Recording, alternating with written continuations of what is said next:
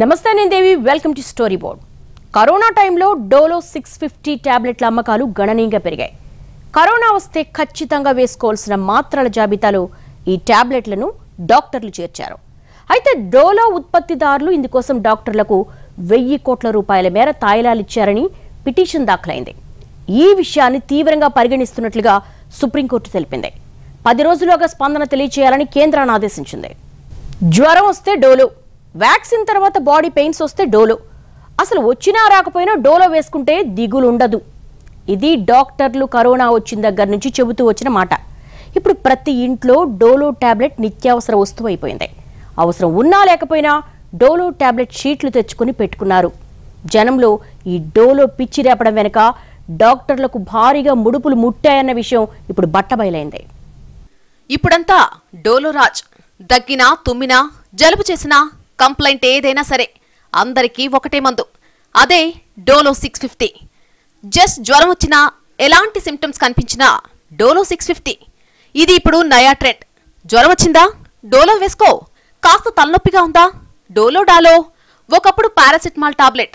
ఎంతలా అంటే మార్కెట్లో హాట్ కేకుల్లా అమ్ముడవుతున్న డోలో 650 టాబ్లెట్ను పేరిస్తే ఎవరెస్ట్ అంత హైట్ కావడం ఖాయమనేంత. అది అతిశయం కాదు గురు. మార్కెట్లో డోలో 650 దూకుడు ఆ రేంజ్లో ఉంది. మరి అసలు జబ్బేంటి, మందు ఏమి ఇవ్వాలి అనేది ఫస్ట్ ఆలోచిస్తాం. సో ఆ మందుల పేర్లు పారాసెటమాల్, అది జెనరిక్ నేమ్. సో పారాసెటమాల్ పేరుతో చాలా కంపెనీలు ఉండొచ్చు, అన్నీ సరిగ్గా పనిచేయవు. కొన్ని కంపెనీలు తయారీలో నాణ్యత బాగుండి ఆ మందులు బాగా పనిచేయవచ్చు. అది దృష్టిలో పెట్టుకుని నేను కానీ చాలామంది డాక్టర్లు కానీ కొన్ని పర్టికులర్ బ్రాండ్స్ని మేము ప్రిఫర్ చేయవచ్చు. దేశంలో కరోనా ఉధృతి తీవ్రంగా ఉన్న సమయంలో డోలో టాబ్లెట్ల అమ్మకాలు విపరీతంగా పెరిగిపోయాయి. కరోనా సోకిన వారు, జ్వరం లక్షణాలు ఉన్న ప్రతి ఒక్కరూ డోలో టాబ్లెట్లను వేసుకున్నారంటే ఆశ్చర్యమేం లేదు. డాక్టర్లు సైతం పేషెంట్లకు ఖచ్చితంగా డోలో టాబ్లెట్లను రిఫర్ చేశారు. అయితే దానికోసం డోలో 650 టాబ్లెట్ తయారీదారులు డాక్టర్లకు ఏకంగా 1000 కోట్ల తాయిలాలిచ్చారని federation of medical and sales representatives association of India ఆరోపించింది. సిబిడిటి జరిపిన సోదాల్లో ఈ విషయం బహిర్గతమైందని సుప్రీంకోర్టుకు తెలిపింది. ఆరోగ్యంగా ఉండే హక్కు అనేది జీవించే హక్కులో భాగమేనని, ఫార్మా కంపెనీలు నైతిక మార్కెటింగ్ విలువను పాటించాలని ఆ వ్యాజ్యంలో కోరినట్టు తెలుస్తోంది. Justice DY Chandrachud, justice AS బోపన్నతో కూడిన ధర్మాసనం దీన్ని తీవ్రమైన విషయంగా పరిగణించింది. ఈ విషయమై 10 రోజుల్లో స్పందన తెలియజేయాలని కేంద్రాన్ని ఆదేశించింది. మందుల రంగంలో ఏదైతే అనెథికల్ మార్కెటింగ్ ప్రాక్టీసెస్ నడుస్తున్నాయో దానిపై ప్రభుత్వంతో చాలా సందర్భాల్లో చర్చించినప్పుడు ఒక విషయాన్ని వాళ్ళ దృష్టికి తీసుకురావడం జరిగింది. దట్ ఇక్కడ అనెథికల్ మార్కెటింగ్ చాలా జరుగుతోంది కాబట్టి ప్రభుత్వం దాని మీద ఒక చట్టం తీసుకురావాలి. సో దట్ ఫార్మాసిటికల్ కంపెనీస్ మీద ఒక కంట్రోల్ ఉంటుంది. తమ టాబ్లెట్లను ప్రమోట్ చేసుకోవడం కోసం డోలో 1000 కోట్లకు పైగా మొత్తాన్ని డాక్టర్లకు తాయిలాలిచ్చిందని ఫెడరేషన్ తరపున వాదనలు వినిపించిన సీనియర్ అడ్వకేట్ తెలిపారు. బెంగళూరుకు చెందిన మైక్రో ల్యాబ్స్ కు సంబంధించిన 36 ప్రాంగణాల్లో సిబిడిటి జరిపిన సోదాల్లో 300 కోట్లు పన్ను ఎగవేతకు పాల్పడ్డారని తేలిందని, డోలో ఉత్పత్తిదారులు అనైతిక పద్ధతులు పాటించారని ఫెడరేషన్ ఆరోపించింది. ఇలా చేయడం వల్ల మందులు ఓవర్డోస్ కావడంతో పాటు పేషెంట్ల ఆరోగ్యం ప్రమాదంలో పడుతుందని, ఇలాంటి అవినీతికి పాల్పడడం వల్ల మార్కెట్లోకి ఎక్కువ ధరలు ఉన్న అహేతుకమైన మందులొస్తాయని పిటిషన్లో పేర్కొన్నారు. ప్రస్తుతం ఉన్న నిబంధనలు కఠినంగా లేకపోవడం వల్ల ఫార్మా సంస్థలు అనైతిక పద్ధతులను అవలంబిస్తున్నాయని, కోవిడ్ పాండమిక్ సమయంలో ఈ విషయం బయటపడిందని అన్నారు. వాళ్ళని కంపల్సరీగా ఈ మెడిసిన్స్ రాయాలి, మీరు ఈ విధంగా ప్రమోట్ చేసుకోవాలని చెప్పి, మీకు ఈ విధంగా లాభాలు ఉంటాయి, మా టాబ్లెట్ వాడండి, మా ఫార్మాని మీరు వాడండి అని చెప్పి ఆ విధంగా వాళ్ళకు సంబంధించిన ఆసుపత్రుల వర్గాలకు కానీ మరి వాళ్ళ యొక్క ఫార్మాలో కానీ ప్రతి ఒక్కరికి రాసేలా వాళ్ళ యొక్క మందులు వాడేలా చూడాలని చెప్పి మరి ఎంత మొత్తంలో మరి వాళ్ళకు నగదు రూపంలో కానీ మరి బహుమతుల రూపంలో కానీ ఇస్తున్నారనే అంశము ఈ యొక్క ప్రస్తావన రావడం చాలా బాధాకర విషయంగా. కరోనా కాలంలో అమ్మకాల్లో అదరగొట్టిన డోలో 650 కంపెనీ పన్నులు కట్టడంలో మాత్రం తీవ్ర నిర్లక్ష్యం వహించింది. దీంతో కరోనా కాలంలో ఎంతో పేరును సంపాదించుకున్న ఈ కంపెనీ పన్నులు ఎగవేసి కేంద్ర ప్రభుత్వ ఆగ్రహానికి గురైంది. దీంతో ఒకేసారి 200 మందికి పైగా ఐటీ అధికారులు రంగంలోకి దిగారు. కంపెనీకి ఊపిరి సలపకుండా ఐటీ రైడ్స్ చేపట్టారు. దేశవ్యాప్తంగా ఈ కంపెనీకున్న కార్యాలయాలపై ఏకకాలంలో దాడులు జరిగాయి. కోవిడ్ సమయంలో అత్యంత ఎక్కువగా అమ్ముడుపోయిన డోలో ఐటీ రిటర్న్స్ దాఖలు విషయంలో అవకతవకలు జరిగాయని central bureau of direct taxes గుర్తించింది. దీంతో దేశవ్యాప్తంగా మైక్రోలాబ్ సంస్థ ఆఫీసులపై దాడులు చేసి జరిగినటువంటి అవకతవకలను బయటకు లాగే ప్రయత్నాలు చేస్తున్నారు. దాదాపు 1000 కోట్ల రూపాయల విలువ కలిగిన గిఫ్ట్లను డాక్టర్లకు, మెడికల్ ప్రొఫెషనల్స్ కు పంచినట్టుగా తేలింది. ఇది చట్టవిరుద్ధమే కాదు, అనైతికం కూడా. తమ ప్రోడక్ట్ ని అమ్ముకోవడానికి డాక్టర్లకు లంచాలిచ్చి ప్రిస్క్రైబ్ చేయించడం దారుణమైన చర్య అంటోంది సిబిడిటి. గత నెలలో మైక్రోలాబ్ సంస్థకు సంబంధించిన 36 కేంద్రాల్లో రైడ్స్ జరిగాయి. ఈ సోదాల్లో కీలకమైన డాక్యుమెంట్లు స్వాధీనం చేసుకోవడమే కాకుండా 1.5 కోటి రూపాయల క్యాష్, గోల్డ్, జ్యువెలరీ కూడా దొరికినట్టుగా తెలుస్తోంది. ఇక డోలో 650ని ప్రిస్క్రైబ్ చేయడానికి డాక్టర్లకు విలువైన వస్తువులను గిఫ్ట్ల కింద ఇచ్చినట్టు తేలింది. అనేక పేర్లతో ఈ గిఫ్ట్ల పంపిణీ కూడా జరిగినట్టుగా విచారణలో బయటపడింది. Promotion and propaganda, seminars and symposiums, medical advisories అంటూ విలువైన గిఫ్టులను డాక్టర్లకు ఇచ్చింది మైక్రోలాబ్స్. ఇందులో కాస్ట్లీ ఫోన్లు కూడా ఉన్నట్టు తేలింది. మైక్రోలాబ్స్ 50 దేశాల్లో తమ ఔషధాలను విక్రయిస్తోంది. వీటిలో డోలో 650 సేల్సే ఎక్కువ. ఈ ఒక్క డ్రగ్ తో ఈ సంస్థ వేలాది కోట్లు సంపాదించినట్టు తెలుస్తోంది. డోలో 650 అనేది జ్వరానికే కాదు, ఒళ్ళు నొప్పులు, తలనొప్పికి కూడా ఇదే రాస్తున్నారు డాక్టర్లు. ఇలా డోలోని చీటీలో రాసివ్వడానికి డాక్టర్లకు విలువైన గిఫ్ట్లు ఇచ్చి పడేస్తున్నారు. మెడికల్ రిప్రజెంటేటివ్స్ ఈ బాధ్యత తీసుకుంటున్నారు. తమ టార్గెట్ పూర్తి చేస్తే మెడికల్ రెప్లకు కూడా గిఫ్ట్లు, విదేశీ ట్రిప్పులు ఉంటాయని విచారణలో తేలింది. మైక్రోలాబ్స్ దీనికే 1000 కోట్లు ఖర్చు చేసింది అంటే దాని వెనుక ఎన్ని వేల కోట్లు సంపాదించిందో ప్రత్యేకంగా చెప్పనక్కర్లేదు. డోలో 650 అనేది సాధారణంగా జ్వరం తగ్గించే పారాసిటమాల్ ఔషధం. అయితే డాక్టర్లు కోవిడ్ సహాయక చికిత్సలో భాగంగా ఎక్కువగా డోలో టాబ్లెట్లను ప్రిస్క్రైబ్ చేశారు.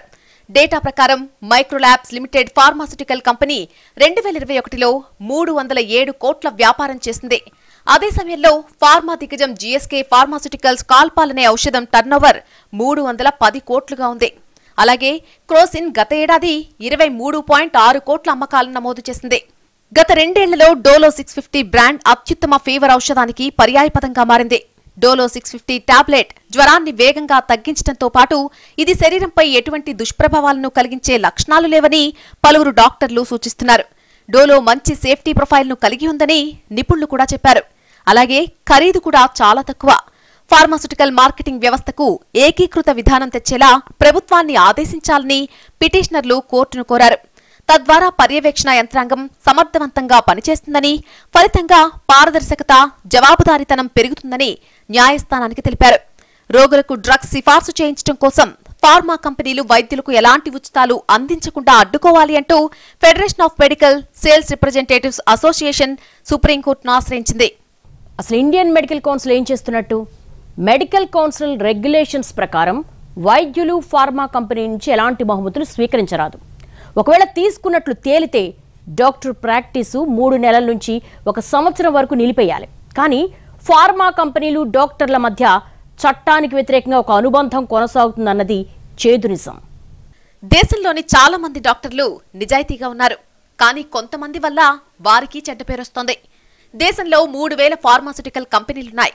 ఫార్మాస్యూటికల్ మార్కెట్ విలువ 42 బిలియన్లు. వీటిలో 4వ వంతు మందుల ధర నిర్ణయించే అధికారం మాత్రమే ప్రభుత్వం చేతిలో ఉంది. వ్యవస్థలోని లోపాలను ఉపయోగించుకుని ఖరీదైన మందుల వ్యాపారం దేశంలో నడుస్తోంది. కార్పొరేట్ వైద్యం వచ్చిన తర్వాత, నర్సింగ్ హోమ్లు కల్చర్ వచ్చిన తర్వాత, ఎప్పుడైతే ప్రభుత్వ ఆసుపత్రుల్లో వైద్యం కొంతవరకు సామాన్య ప్రజానీకం మెచ్చుకోలేకపోతున్నాడో, తను ఎప్పుడైతే ప్రైవేటు వైద్యుల్ని ఆశ్రయిస్తున్నాడో, ఆ పరిస్థితుల్లో అవసరం లేకపోయినా మందులు రాస్తారా అనేటటువంటి ప్రశ్న తలెత్తింది. డోలో 650 అనేది పారాసిటమాల్ టాబ్లెట్. కాకపోతే అందులో ఉండే మెడిసిన్ పవర్ 650 mg ఉంటుంది. డోలో అనేది మెడిసిన్ పేరు కాదు, బ్రాండ్ పేరు. అందులో ఉండే మెడిసిన్ పారాసిటమాల్. మైక్రోలాబ్స్ అనే ఫార్మా కంపెనీ దీన్ని తయారు చేస్తుంది. 1993లో డోలో 650 అమ్మకాలు మొదలయ్యాయి. పారాసిటమాల్ 500 mg విభాగంలో బాగా పోటీ ఉండటంతో కొత్తగా ఏమైనా చేయాలని భావించింది కంపెనీ. జ్వరం, నొప్పిని తగ్గించడంలో పారాసిటమాల్ 500 mg ఎఫెక్టివ్గా పనిచేయడం లేదని గుర్తించింది మైక్రోల్యాబ్స్. దీనికి సమాధానంగా డోస్ పెంచి పారాసిటమాల్ 650 mgని తయారు చేయడం మొదలుపెట్టింది. దానికి పెట్టిన brand name Dolo 650. Tablet power 500 నుంచి 650 mgకి పెరిగింది కాబట్టి దాని సైజు కూడా పెరుగుతుంది. అందువల్ల మింగేటప్పుడు ఇబ్బందులు తలెత్తకుండా టాబ్లెట్లను ఓవెల్ షేప్ అంటే కోడిగుడ్డు ఆకారంలో తయారు చేయడం ప్రారంభించింది. 30 ఏళ్ల నుంచి మార్కెట్లో ఉన్న డోలో 650 ఇప్పుడు ఇంతగా పాపులర్ కావడానికి కారణం కరోనా క్రైసిస్. కరోనా కాలంలో వినియోగం పెరగడంతో గత 2 ఏళ్లలో దీని సేల్స్ భారీగా పెరిగాయి. హెల్త్ కేర్ రీసెర్చ్ సంస్థ IQVIA రిపోర్ట్ ప్రకారం మార్చి 2020 తర్వాత 350 కోట్ల డోలో 650 పిల్స్ అమ్ముడుపోయాయి. 2021లో డోలో అమ్మకాల విలువ 307 కోట్లకు పెరిగింది. 2009లో అంటే కరోనాకి ముందు అమ్ముడుపోయిన డోలో 650 మాత్రల సంఖ్య సుమారు 110 కోట్లు మాత్రమే. కరోనా సోకిన పేషెంట్లలో జ్వరం, ఒళ్ళు నొప్పులు కామన్ గా కనిపించే లక్షణాలు. దాంతో కరోనా సమయంలో డాక్టర్లు ఎక్కువగా పేషెంట్లకు డోలోను ప్రిస్క్రైబ్ చేశారని నిపుణులంటున్నారు. పేషెంట్లలోనూ మౌత్ పబ్లిసిటీ పెరగడం కూడా డోలో పాపులర్ కావడానికి కలిసొచ్చిందని వారు చెబుతున్నారు. గతంలో కరోనా సోకినప్పుడు వాడాల్సిన మందులు అంటూ వాట్సాప్, ఫేస్బుక్లలో చాలా మందులు వైరల్ అయ్యేవి. వాటిలో ప్రధానంగా ఉండేది డోలో 650. అది కూడా తమకు కలిసొచ్చిందని చెబుతోంది మైక్రోల్యాబ్స్. దీంతో మెడికల్ షాపుకు వెళ్లి డోలో 650 ఇవ్వమని అడగడం పెరిగిపోయింది. వ్యాక్సిన్ సెంటర్ల దగ్గర ఆరోగ్య నిపుణులకు డోలో 650తో పాటు శానిటైజర్లు, మాస్కులు ఉండే కిట్స్ ఇవ్వడం, మెడికల్ షాపుల్లో సరిపడా స్టాక్ ఉండేలా చూడడం వంటి చర్యలు తీసుకున్నామని కంపెనీ చెబుతోంది. మనం తరచూ వాడే పారాసిటమాల్ ఉనికిలోకి వచ్చింది 1893లో. తొలిసారి పేషెంట్ల మీద వాడింది కూడా అప్పుడే. కానీ 1950 వరకు పారాసిటమాల్ ను కమర్షియల్ గా ఉత్పత్తి చేయలేదు. 1950లో అమెరికాలో, 1956లో ఆస్ట్రేలియా, బ్రిటన్లలో దాని వాణిజ్య ఉత్పత్తి మొదలైంది. 1980ల నాటికి ప్రపంచవ్యాప్తంగా పారాసిటమాల్ బాగా పాపులర్ అయింది. 1990ల నాటికి భారత్లోనూ పారాసిటమాల్ తయారీ ప్రారంభమైంది. నేడు పారాసిటమాల్ తయారీ హబ్గా మారింది భారత్. చైనా తర్వాత పారాసిటమాల్ ఏపీఐను భారీగా ఎగుమతి చేస్తున్న రెండో దేశం ఇండియానే. అనేక దేశాలకు ఇక్కడి నుంచే ఎగుమతి అవుతోంది పారాసిటమాల్. నెలకు 5,600 మెట్రిక్ టన్నుల పారాసిటమాల్ ను తయారు చేస్తోంది ఇండియా. ఇందులో దేశీయంగా వాడేది 200 మెట్రిక్ టన్నులు మాత్రమే. మిగతా స్టాక్ అంతా America, Britain, Canada, Spain, Italy, Germany వంటి దేశాలకు ఎగుమతి అవుతుంది. ఫార్మా కంపెనీలు తమ మందుల్నే రోగులకు రాయాలంటూ డాక్టర్లకు ప్రోత్సాహక బహుమతులిస్తుంటాయని, దీనిపై జవాబుదారీతనం ఉండాలని సుప్రీంకోర్టులో ఓ పిటిషన్ దాఖలైంది. వైద్యులు తమ మందులను సూచించేందుకు ప్రోత్సాహకాలను అందిస్తున్నందున ఫార్మాస్యూటికల్ కంపెనీలను బాధ్యులను చేసేలా ఆదేశాలివ్వాలని కోరుతూ దాఖలైన పిల్పై కోర్టు విచారణ చేపట్టింది. Federation of medical and sales representatives association of India చేసిన విజ్ఞప్తిని uniform code of pharmaceutical marketing practices కి చట్టబద్దమైన మద్దతివ్వాలని కోరింది. కోవిడ్-19 మహమ్మారి సమయంలో రెమ్డెసివిర్ మెడిసిన్ అధిక విక్రయాలు, ప్రిస్క్రిప్షన్ ఉదాహరణను పిటిషనర్ ఉదాహరణగా చూపించారు. ఈ మందుల కంపెనీలు అన్నవి కార్పొరేట్ కంపెనీలు. అవి తమ లాభాలను పెంచుకోవడానికి రకరకాల మార్గాలు అవలంబిస్తాయి. అయితే ఈ మార్గాల్లోకి చాలామంది డాక్టర్లు ట్రాప్ అవడం లేదు. వాళ్ళ సొంత వ్యక్తిత్వంతో రోగులకు ఏ అవసరమో, ఏ మందు బాగా పనిచేస్తుందో అదే రాస్తున్నారు. అయితే డాక్టర్లు ఏ మందు రాయాలో ఈ మందుల కంపెనీలు ఒత్తిడి చేయలేవు. వాళ్ళు కేవలం తమ బ్రాండ్ని ప్రమోట్ చేయమని ఒత్తిడి చేయగలరు. ఇండియాలోని చాలా పెద్ద, చిన్న చితక ఫార్మా కంపెనీలన్నింటి దగ్గర వేల కోట్ల రూపాయల క్యాష్ ఉంది. కరోనా దేశంలో లక్షలాది మంది ప్రాణాలు తీస్తే ఫార్మా కంపెనీలకు, కార్పొరేట్ ఆసుపత్రులకు మాత్రం లక్షల కోట్లు సంపాదించి పెట్టింది. ప్రధానంగా కరోనా సంక్షోభంలో ఫార్మా కంపెనీల అరాచకాలు అన్నీ ఇన్ని కావు. జనం భయాన్ని క్యాష్ చేసుకుంటూ 10 రూపాయల మందును 100 రూపాయలకు అమ్ముకున్నారు. అప్పట్లో రెమ్డెసివిర్ లాంటి ఒక్క ఇంజెక్షన్ 50,000 రూపాయలు కూడా పలికింది. తర్వాత కరోనా బారి నుంచి తప్పించుకోవడానికి జనం రకరకాల మందులు మింగారు. కొన్ని మందులు కొని ఇళ్లల్లో పెట్టుకున్నారు. ఈ మందులను అడ్డు అదుపు లేకుండా ఉత్పత్తి చేసి పన్నులు ఎగ్గొట్టి వేల కోట్ల రూపాయలు బ్లాక్ మనీ సంపాదించాయి ఫార్మా కంపెనీలు. డాక్టర్లకు కమిషన్లు, మందుల షాపులకు పర్సెంటేజ్లు ఇచ్చి అవసరం లేని మందులు కూడా రాయించి ఫార్మా పెద్దలు జనాన్ని దోచేశారు. 500 రూపాయల రెమ్డెసివిర్ ఇంజెక్షన్ 50,000కు అమ్ముకున్నారు. ప్రాణాలు నిలబెట్టుకునేందుకు లక్షలు కూడా ఇచ్చి కొన్నవాళ్లున్నారు. కరోనా బారిన పడకుండా జనం రకరకాల మందులు వాడారు. Zincovit, C vitamin, paracetamol, Dolo, D vitamin టాబ్లెట్లను జనం ప్యాకెట్లు కొనుక్కొని ఇళ్లల్లో పెట్టుకున్నారు. ఆ సమయంలో ఫార్మా కంపెనీలు 24 గంటలు ఉత్పత్తి చేసేవి. వాటికి లెక్కాపత్రం లేదు. అమ్ముకోవడమే తప్ప వాటిని అకౌంట్స్లో ఎక్కించిందే లేదు. జనం ప్రాణాలంటే వీళ్ళకింత లోకువా? కరోనా సమయంలో మందులు దొరికితే చాలని అల్లాడిపోయారు. దాన్ని ఆసరాగా చేసుకుని అడ్డు అదుపు లేకుండా ఉత్పత్తి చేసి జనం చేత కొనిపించి తినిపించి సొమ్ము చేసుకున్నాయి ఫార్మా కంపెనీలు. ఇప్పుడు డోలో, గతంలో రెమ్డెసివిర్ పేరు వేరైనా జరిగింది మాత్రం సేమ్ టు సేమ్.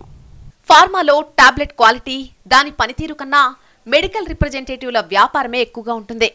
ప్రతి దానికి కమిషన్లే. టాబ్లెట్ రాసినందుకు, ఇంజెక్షన్ ప్రిస్క్రైబ్ చేసినందుకు, సర్జికల్ ఇన్స్ట్రుమెంట్ సజెస్ట్ చేసినందుకు ప్రతి దాంట్లోనూ డాక్టర్లకు కమిషన్ ఉంటుంది. డాక్టర్ల విదేశీ టూర్లకే ఫార్మా కంపెనీలు కొన్ని వందల కోట్లు ఖర్చు చేస్తూ ఉంటాయి. మరోపక్క మెడికల్ షాపులకు టాబ్లెట్లు అమ్మినందుకు కమిషన్లు కూడా ఇస్తుంటాయి.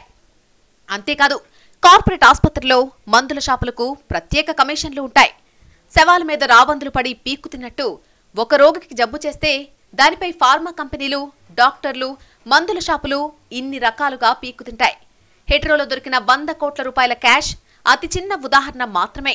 130 కోట్ల జనంలో ప్రతి పౌరుడు తీసుకునే టాబ్లెట్ వెనకో, ఇంజెక్షన్ వెనకో కనిపించని దారుణాలుంటాయి.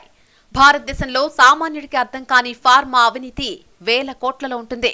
ఇలా అడ్డగోలుగా సంపాదించిన డబ్బును ఫార్మా కంపెనీలు ఇప్పుడు ఇండియాలో రియల్ ఎస్టేట్ రంగంలోనూ ఇతర అక్రమదారుల్లోనూ పెట్టుబడులు పెడుతున్నాయి. ఫార్మా కంపెనీల అవకతవకల్లో మరో అంకం ఫార్మా ఏజెన్సీస్. ఇవి ఉత్పత్తి చేయవు. హిమాచల్ ప్రదేశ్లోనూ ఉత్తరాది రాష్ట్రాల్లోనూ కంపెనీల అడ్రస్లతో రకరకాల మందులు సృష్టిస్తూ ఉంటాయి. స్థానికంగా ఉన్న పెద్ద కంపెనీల్లో అనధికారికంగా మందులు ఉత్పత్తి చేస్తుంటాయి. ఈ మందులకు వీరు లేబుల్స్ వేసుకుని మార్కెట్లో అమ్ముకుంటారు. ఇలాంటి అర్హత లేని ఫార్మా ఏజెన్సీలు, చిన్నా చితకా కంపెనీలు దేశంలో వేలల్లో ఉన్నాయి. తెలుగు రాష్ట్రాల్లో చాలా ఏజెన్సీలు ఇప్పుడు చేస్తున్న దందా అదే. 10 రూపాయల టాబ్లెట్ తయారు చేయడానికి 2 రూపాయలు ఖర్చవుతుంది. కానీ ఆ టాబ్లెట్ 10 రూపాయలకు రోగికి అమ్ముతారు. టాబ్లెట్ ప్రిస్క్రైబ్ చేసినందుకు డాక్టర్కు రూపాయి, మెడికల్ షాపుకు రూపాయి, కార్పొరేట్ ఆసుపత్రికి రూపాయి, ఏజెన్సీకి రూపాయి, ఉత్పత్తి చేసిన ఫార్మా కంపెనీకి 4 రూపాయలు వెళ్తుంది. అంటే రూపాయి టాబ్లెట్ 10 రూపాయలకు అమ్ముకుంటూ ఈ రకంగా జనాన్ని దోచుకుంటున్నాయి కంపెనీలు. జ్వరానికి, దగ్గుకి, జలుబుకి వీటికి వచ్చే ఔషధాలలో ఇవి విరివిగా ఉపయోగపడతాయి. ప్రపంచమంతా వీటిని వాడుతూ ఉంటారు. సో కాబట్టి వీరు దానికి అనుగుణంగా మార్కెటింగ్ స్ట్రాటజీస్ వాటిని ఉపయోగించుకునే అవకాశాలు ఉంటాయి. అంటే యూజువల్లీ ఒక ఔషధం తయారీ అయిన తర్వాత అది ఒక డాక్టర్ రాస్తారు. డాక్టర్కి వెళ్ళి చెప్పాల్సిన అవసరం ఉంటుంది. కానీ ఈ ప్రక్రియలో భాగంగా వీరు ఎవరైతే ఫేమస్ డాక్టర్ ఉండడము, ఎక్కువ మంది పేషెంట్లను చూస్తూ ఉండడము, వారిని ప్రభావితం చేసే అవకాశాలు ఒక 5 to 10% ఉండవచ్చు. సామాన్యులు ఆస్తులమ్ముకుని మందులు కొనుక్కోవడానికి నానాపాట్లు పడుతూ ఉంటే ఆ మందులు తయారు చేసే కంపెనీలు మాత్రం జాతీయ అత్యవసర పరిస్థితిని ఆదాయ మార్గంగా ఎంచుకోవడం ఖచ్చితంగా కుట్రపూరిత నేరమే అంటున్నారు నిపుణులు. కనీస మానవతా దృక్పథం లేకుండా దొరికిందంతా దోచుకోవడమే పనిగా పెట్టుకున్న ఫార్మా కంపెనీలు, ఏజెంట్లు, మందుల షాపులు, ఆసుపత్రులతో లింకులు పెట్టుకుని కోట్లు కూడబెట్టాయనే విషయంలో ఎలాంటి సందేహం లేదు. అన్ని వ్యాపారాల్లోనూ అవినీతుంది. అవినీతి కారణంగా వ్యవస్థకు ఖచ్చితంగా నష్టమే. కానీ ఆరోగ్య రంగం పరిస్థితి వేరు. ఆరోగ్య రంగంలో అవినీతి కారణంగా రాబోయే తరాలపై కూడా తీవ్రంగా దుష్ప్రభావం పడుతోంది. కోవిడ్ మందుల ధరల్లో మాయాజాలంతో చాలా మంది గంటల వ్యవధిలోనే బికార్లయ్యారు. కోవిడ్ సెకండ్ వేవ్ టైంలో చాలా మంది ఆస్తులమ్ముకుని కూడా అయిన వారి ప్రాణాలు దక్కించుకోలేకపోయారు. కానీ ఎడాపిడా సంపాదనకు అలవాటు పడ్డ ఫార్మా కంపెనీలకు ఇవేమీ పట్టడం లేదు. ఫార్మా కంపెనీలన్నీ అడ్డగోలుగా సంపాదిస్తున్నాయని కాదు, కానీ చాలా కంపెనీలు అదే పనిచేస్తున్నాయనేది బహిరంగ రహస్యమే. ఆరోగ్యం అనేది అత్యంత సున్నితమైన అంశం. కోట్ల మందిపై నేరుగా ప్రభావం చూపే అంశం. వైద్య రంగంలో మందులే కీలకం. డాక్టర్లపై ఎంతో నమ్మకంతో వారు చెప్పిన టాబ్లెట్లు వేసుకుంటారు పేషెంట్లు. కానీ రోగానికి తగ్గ టాబ్లెట్ కాకుండా తమకు బాగా గిట్టుబాటయ్యే టాబ్లెట్ రాస్తున్నారని తెలిస్తే ఏ రోగికి డాక్టర్పై నమ్మకం ఉండదు. అప్పుడు మొత్తం వైద్య వ్యవస్థే సంక్షోభంలో పడిపోతుంది. ఇది ఎవ్వరికీ మంచిది కాదు.